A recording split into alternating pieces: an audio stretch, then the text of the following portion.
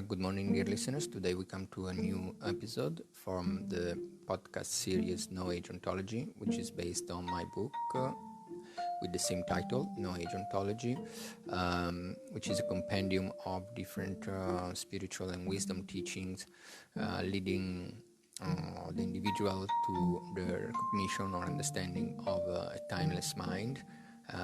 So today we speak about the difference between awakened deities, gods, and timeless pure being.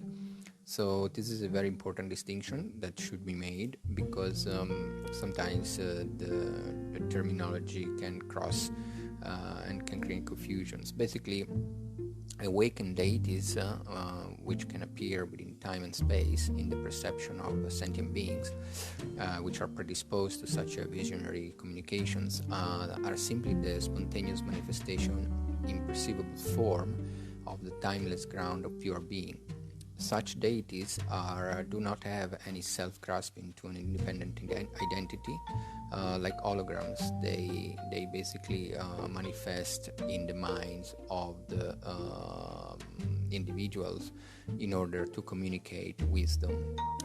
Their actions are actionless. They are not guided by cause and effect, and the only reason for their manifestation is communication of wisdom and through the compassion towards sentient beings.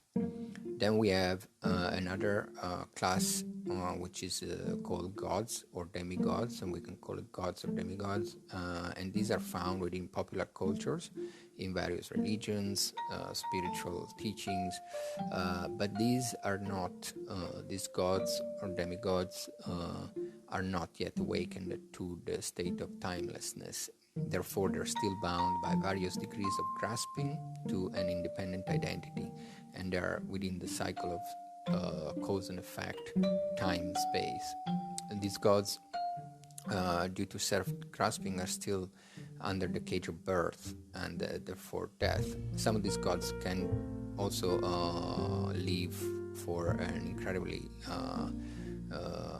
long amount of time, which is almost impossible to measure in human years, but nevertheless they still have they perceive a birth and a death, at least at the level of their mind.